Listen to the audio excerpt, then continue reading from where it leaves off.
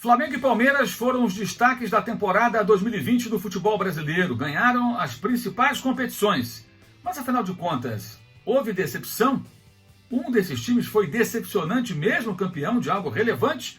Bem, esse é o tema desse comentário, desse vídeo, que tem o patrocínio de OneFootball.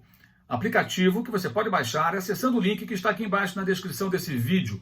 O OneFootball traz conteúdo de campeonatos de futebol do mundo inteiro, com estatísticas, com muitas informações sobre times, jogadores, acompanhamento em tempo real também com as estatísticas dos jogos e partidas ao vivo com imagem do campeonato alemão, a Bundesliga, com narração de Dudu Monsanto, os comentários de Gerd Wenzel e também meus comentários, principalmente na Ligue 1, o campeonato francês, que você acompanha com a narração do Marco de Varga e do Rob Porto, com a minha participação nos comentários. Você faz aqui o download, acessa todo esse conteúdo, parte dele você vai ver daqui a pouco passando aqui do meu lado, e também tem a possibilidade de acompanhar esses jogos com transmissões ao vivo, com imagem para você e de graça. É tudo de graça. O que é melhor ainda, evidentemente, faça o download do OneFootball ao final desse vídeo. Link, repito, aqui embaixo na descrição desse vídeo. Bem, vamos tentar analisar o seguinte. O que está acontecendo no futebol brasileiro, e parte da imprensa tem sido muito curiosa nas análises. O Palmeiras foi campeão de 3 certames: Campeonato Paulista, Copa Libertadores, Copa do Brasil. Significa que o Palmeiras ganhou 2 dos 3 títulos mais importantes dentro do nosso continente. O maior da América do Sul, a Libertadores, o segundo em importância no país, a Copa do Brasil, e de quebra reconquistou o título paulista, superando seus tradicionais rivais. Isso significa uma das mais vitoriosas, se não a mais vitoriosa, temporada palmeirense na história. Ponto. Não significa que o Palmeiras praticou o melhor futebol da sua história? Evidentemente não. O Palmeiras já teve, ao longo de toda a sua centenária história, times muito melhores, que apresentavam futebol de melhor qualidade, isso dentro do seu tempo. Não por acaso o Palmeiras se tornou um grande clube e era a academia, tem esse apelido, não é por acaso, né? Então, esse é um contexto importante de entendermos. Então, como o Palmeiras, sem ser um dos times mais, digamos, um dos melhores times da história do clube, esse time atual pode ter sido tão campeão?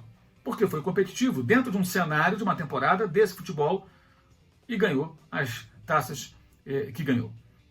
O que isso significa? Que o Palmeiras não serve, que merece ser criticado? Não, pelo contrário, merece ser elogiado. E foi elogiado, merecidamente continua sendo.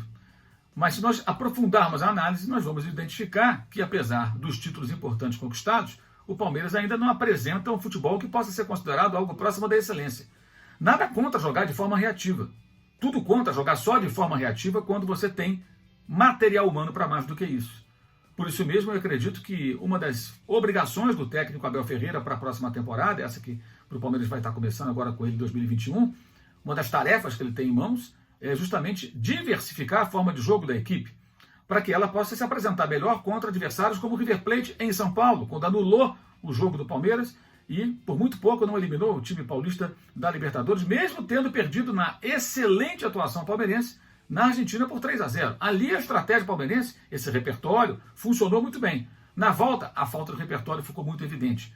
E foi chocante a maneira como o Palmeiras se classificou jogando tão mal e sendo tão dominado por um adversário que tinha 10 homens desde a metade, mais ou menos, do segundo tempo. Então ficou muito claro ali que o time precisa de mais. Não para ser campeão, como provou, mas para ser um time melhor. E evidentemente nós temos que esperar que as equipes melhorem. Todas, que têm material humano para isso especialmente. Perfeito. Tivemos a participação do Palmeiras no Mundial de Clubes. Não foi só maratona e cansaço, pelo amor de Deus. Não me venham com essa. Foi mais do que isso. Falta diversidade de jogo. Falta uma proposta diferente. Ou o time joga esperando o adversário a maior parte do tempo usando velocidade, ou ele apresenta pouco. Mas em alguns momentos, como por exemplo no gol anulado contra o Grêmio no jogo de volta, jogo que decidiu a Copa do Brasil, né, uma bela jogada no gol anulado, que começou com o Felipe Melo, no lançamento, você vê ali que os caras têm condições de fazer algo melhor. O Palmeiras tem material humano para alternar jogo de proposta de posse de bola, tomando conta do campo do adversário, pressionando saída, buscando o gol, atacando, e jogando de forma reativa quando for interessante para ele, quando o adversário pedir esse tipo de jogo. Evidentemente, essa diversidade é muito importante, é função de um bom técnico buscar essa diversidade, especialmente quando ele tem, repito, material humano capaz de executar mais do que aquilo. Então chegamos à seguinte conclusão: o Palmeiras é uma equipe competitiva, dura de ser batida aqui no nosso futebol, no nosso ambiente, mas que ainda não está, digamos assim, apresentando tudo que em tese o seu elenco pode apresentar. Isso significa o quê? Significa que há trabalho a ser feito. É possível e necessário até que algo seja feito para que o futebol do Palmeiras seja aprimorado, fique melhor, vá adiante, vá além e seja mais competitivo em partidas nas quais deixou um pouco a desejar. Alguns outros jogos também ao longo da temporada no Brasileiro, tudo não foram tão bons, como outros foram muito bons, o Corinthians, né? A vitória, já falei, contra o River Plate e tudo mais. A final da Copa Libertadores vencido porque foi um jogo horroroso dos dois, do Palmeiras e do Santos, né? E o Palmeiras venceu, como poderia ter vencido o Santos numa única conclusão do Palmeiras o jogo inteiro, né? Enfim, então os elogios ao Palmeiras são merecidos, mas também é importante para quem faz uma crítica isenta e faz uma crítica criteriosa, acho eu, apontar aquilo que não está bom e pode melhorar. Mas digamos que pouca gente tem feito isso, né? A preocupação maior é enaltecer as virtudes. Eu acho que isso não é bom para o Palmeiras, mas enfim, aí vai da cabeça de cada um. Mas o curioso é que o outro time dominante da temporada, o Flamengo, eventualmente é criticado por não apresentar o futebol de 2019. Exatamente isso. Mesmo tendo sido campeão brasileiro, mesmo tendo sido com diferentes treinadores, inclusive com o Rogério Ceni durante essa passagem dele na reta final da temporada 2020, um time que sempre quis a bola, sempre quis jogar de forma agressiva, sempre priorizou até na sua escalação jogadores mais técnicos, sempre buscando jogar no campo do adversário, querendo a bola, criando situações de gol, disparado o time que mais cria situações de gol, aí defeito grave, tem que aprimorar. Não se pode perder tantos gols. O time tem que melhorar o aproveitamento das chances que ele mesmo cria. Isso é um defeito. Isso tem que ser citado. Isso vem sendo citado. Nós aqui temos apontado isso há muito tempo. Tem que melhorar. Não é compatível com jogadores daquela qualidade perder a quantidade de gols que eles perdem. Mas o time cria, ele produz, ele joga, né? Um time que jogou essa temporada, na reta final, sem volante, né? E sempre com a proposta de jogo de ter a posse, controlar o jogo pela posse, de não rejeitar a bola. Então, Mauro, só pode jogar dessa maneira? Não, se trata disso não. Com o Domenech, o Flamengo foi mais reativo contra o Santos em boa parte do jogo. Jogou muito no contra-ataque, venceu no gol de contra-ataque na Vila Belmiro. Contra o Independente Del Valle, estava muito desfalcado e tudo mais, mas meteu 4-0 no Maracanã jogando dessa forma, esperando o time equatoriano. Ao contrário do que aconteceu lá em Quito, quando tentou jogar de uma outra forma e não tinha a menor condição, ainda mais na altitude, fez uma partida ridícula e tomou de 5-0, né? Ou seja, o Flamengo também alternou em alguns momentos. O Flamengo precisa ter um jogo reativo bom? Sim, é importante que tenha, porque em alguns momentos isso vai ser importante novamente. Mas a sua proposta parte de posse de bola e de jogar de uma outra maneira. Então o Flamengo também precisa melhorar. Agora, dizer que o Flamengo foi uma decepção, um time que joga sem volante, que joga querendo a bola, um time que busca o ataque, um time que ganha o Campeonato Brasileiro e ganha mais 4 outras taças, Taça Guanabara, Campeonato Carioca, Recopa Sul-Americana e Supercopa do Brasil, não são tão importantes como a Libertadores, a Copa do Brasil? De fato não são, mas são mais outras 4 taças. Na minha visão, não tem o menor cabimento você apontar o Flamengo como algo decepcionante.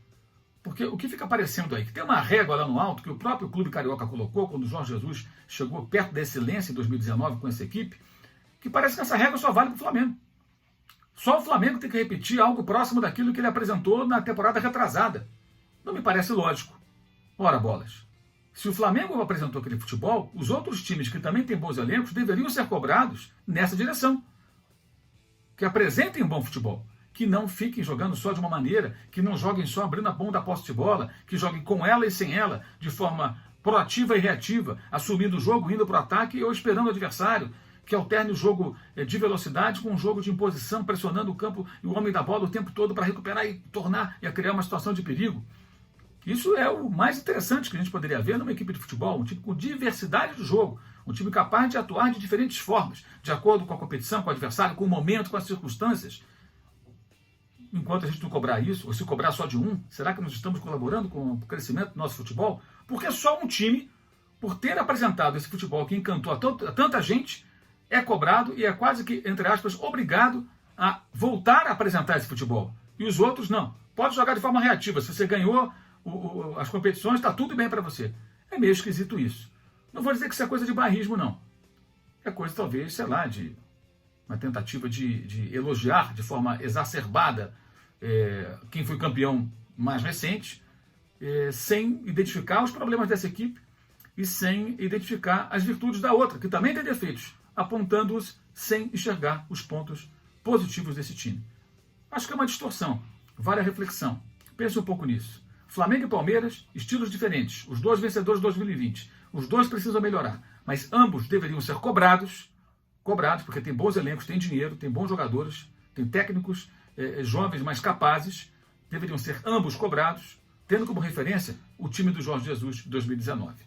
Mesmo que o estilo não seja o mesmo, mas que pratica um futebol de diversidade e que nos agrade, que não seja só um jogo competitivo, pragmático, em busca do resultado. Não é justo cobrar de um que tem condições de fazer isso e não cobrar do outro que tem as mesmas condições, aceitando um futebol mais pobre de ideias, competitivo, mas que em alguns momentos demonstra também a sua fragilidade. Isso não é bom, na minha visão, para o próprio Palmeiras. Saudações.